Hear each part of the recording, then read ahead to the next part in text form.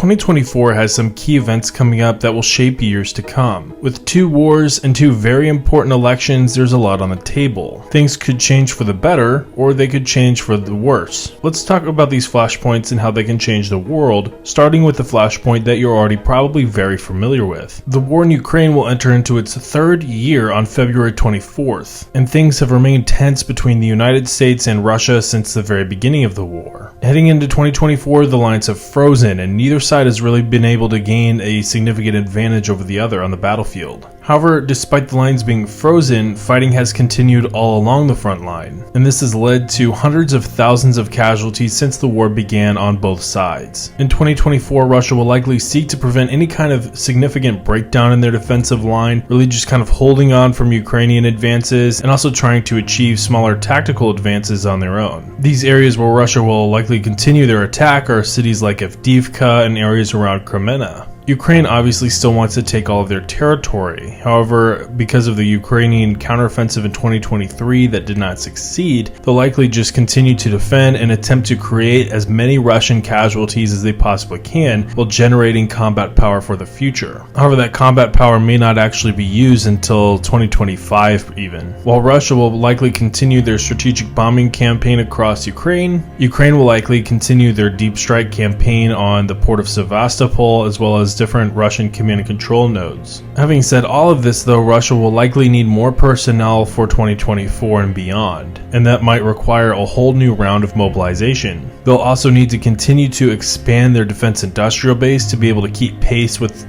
the amount of cost that this war is producing, and that might be difficult with sanctions, which has already led Russia to seeking help from Iran and North Korea. Ukraine, however, will likely continue to be almost entirely reliant on Western support. And while there have been attempts to create manufacturing sites within Ukraine, Russia's strike campaign makes it exceedingly risky. However, there's something else that will happen in 2024 that will heavily impact this conflict, and we're going to talk about that at the end of this video, so stay on. However, before we talk about that, there's another conflict that does impact the war in Ukraine, and it has similar risks of escalation that the war in Ukraine has as well. The war in Gaza has raged on, and the threat of a larger regional conflict are about as great as ever. With Israel increasing its levels of control in the Gaza Strip, fighting has continued along the Lebanese border between Israel and Hezbollah. There have also been numerous clashes between US forces and Iranian axis of resistance groups. One group in particular, Yemen's Houthi rebels, have created a crisis in the Red Sea by targeting civilian ships. This disrupts travel through one of the world's most busy bodies of water and could greatly impact the global economy and the global supply chain. Now, Israel can obviously handle Hamas by themselves, and they've shown that they've done that. However, a war on 2 fronts against Hezbollah at the same time could be a much greater dilemma. Hezbollah is pretty large and sophisticated. Beyond that, Iran has strategic depth against Israel, which basically means that they have a lot of geography, but they also have a lot of proxies between Israel and Iran. And while, yes, in a conventional war, Israel could just fly their air force above all of that and strike Iran, that still no less poses a lot of challenges, especially for US forces in the region. So to prevent this kind of escalation, so far Israel has walked a tightrope between targeting Hamas and deterring Hezbollah, while overall trying to prevent the war from just spiraling out of control. Now, obviously a huge party to this conflict is the United States, and while the United States has not gotten actively involved yet, their forces throughout the Middle East, specifically in Iraq and Syria, have become targets from Iran. And as the war progresses in 2024, the risk of this kind of escalation where Iranian proxies target US forces and US forces retaliate could create scenarios where the war could spiral out of control. There's yet another conflict that is at risk of spiraling out of control in 2024. However, this conflict hasn't even started yet, despite this conflict being several decades old. Taiwan is entering into an election season, and China is not happy about it. Xi Jinping reiterated his stance that he wishes to reunify China with Taiwan, re-emphasizing this in his recent New Year's speech. Taiwan's elections are a big deal to China because to China, it reinforces the idea that Taiwan is attempting to act independently and autonomously, which of course they don't like that. Moreover, the candidates in the Taiwanese elections also offer different paths forward. Now, ruling Taiwan up to this point has been the Democratic Progressive Party, or the DPP, and their president, Tsai Ing-wen. Tsai has already reached her 2-term limit, so she's out of the election. However, her vice president, Lai Ching-te, is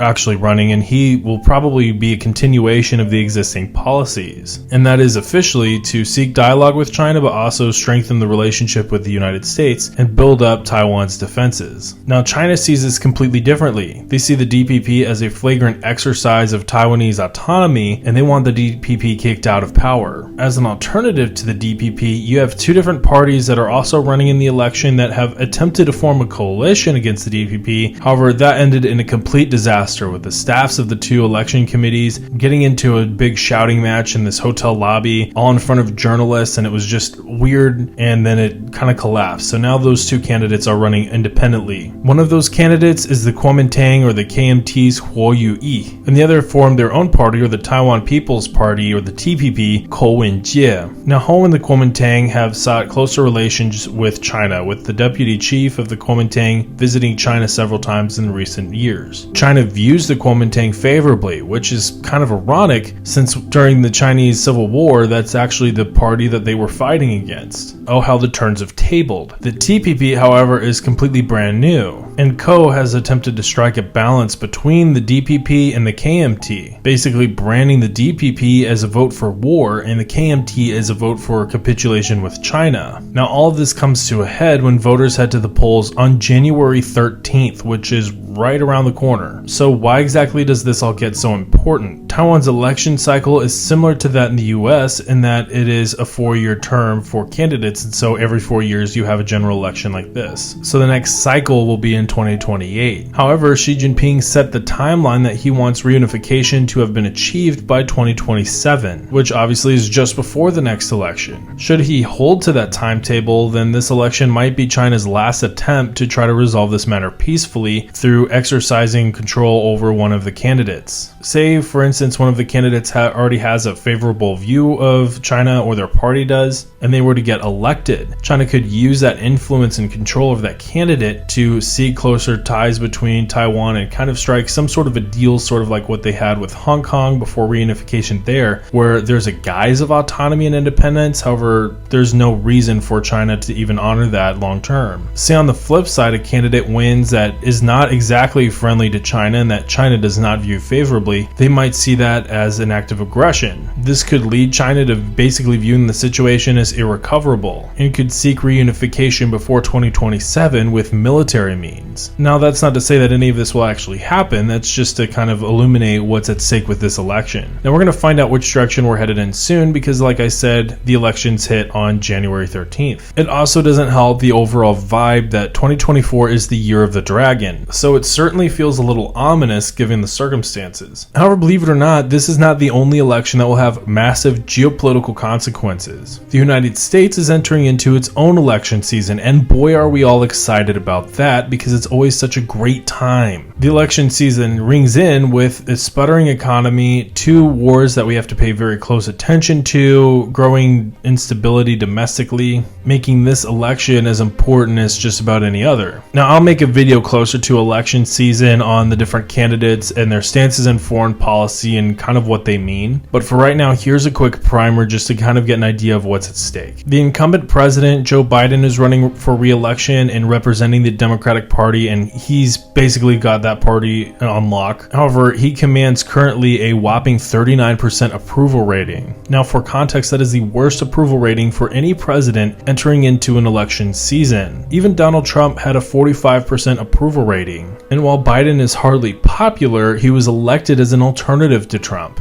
However, that hasn't exactly helped the situation globally. Now, obviously, the United States should not and cannot be expected to completely manage and prevent every single conflict from happening in the world. Every other country has agency and can make their own decisions based on their own needs and wants. However, people have placed blame on President Biden for drip feeding aid to Ukraine, which has allowed that conflict to go on. They've also blamed President Biden for resolutely supporting Israel despite their controversial bombing campaign in Gaza. And the sharp spike in tensions between the US and China and the US and Russia have also not really helped the situation feel any better. On the flip side of the election, you have Donald Trump running for re-election. However, he faces an uphill battle with legal challenges across several states and criminal charges. Now, aside from these two, there are a few other candidates that are worth mentioning and looking into. However, I should go ahead and note that all of these candidates are pretty much overshadowed by the aforementioned candidates. President Joe Biden basically has the Democratic Party on lock, and President Trump has a pretty sizable lead in the Republican Party. However, you do have independent candidates like Robert Kennedy, Jill Stein, and Cornel West. Other key Democratic candidates include Marianne Williamson and Dean Phillips, and key Republican candidates include Ron DeSantis, Nikki Haley, Vivek Ramaswamy, and Chris Christie. Of note, 6 of the 14 candidates in this election will be under the age of 70 on Inauguration Day. And I only mention that because age has become a significant conversation within the election season within the United States. Biden will be 82 years old on Inauguration Day and Trump will be 78. So why is all of this important, and where does this fit into the global context? Biden will likely continue the existing policies of support for Israel and support for Ukraine, as long as he has congressional support to do so. However, the record with China and the upcoming Taiwanese elections leaves some level of concern for where that conflict or tensions could go. Republican candidates have also supported aid for Ukraine and Israel. However, the question comes down to quantity and quality, and not every candidate has supported this kind of aid. For instance, Vivek Ramaswamy has been staunchly against support for Ukraine, and others have voiced concerns that aiding other countries in their wars will impact the readiness of the US military. Almost everybody has already agreed, though, that China is a threat and that Taiwan should be supported in some sort of capacity. However, again, it comes down to the nuts and bolts of what that aid should actually look like. Either way, this war will impact Ukraine and Israel in a pretty sizable way. For Ukraine, US aid has played a significant role in their ability to fight Russia so far, and will play a huge role in its ability to fight at length through the future. The memory of how quickly Afghanistan fell apart so shortly after the US withdrawal plays very heavily into US voters' minds, and there's a concern that Ukraine would be a similar example, despite there not really being any strong similarities between the two, apart from them both receiving US aid. Without US support, the Kabul government collapsed,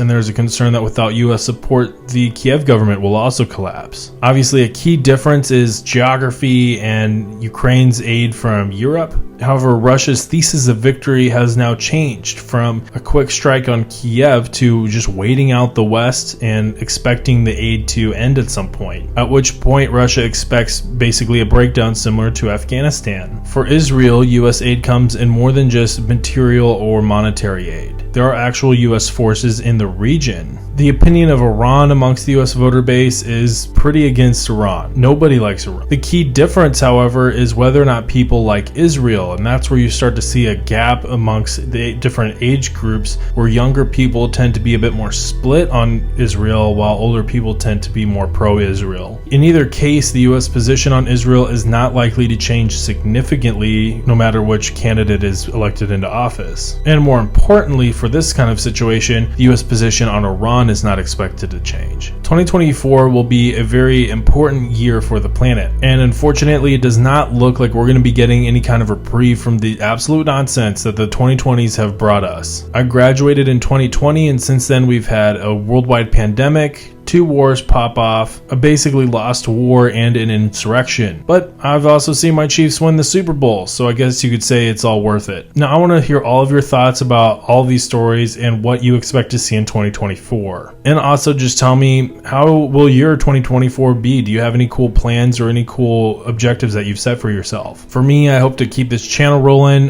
This will be the 2nd year that this channel will have been going. And I've been having a lot of fun with it. We've been making a lot of content, and it's just a lot of fun. So I look forward to seeing all of you along the ride with me if you would be so kind to join me. With all that said, like this video if it was helpful or informative, and I will see you all next time.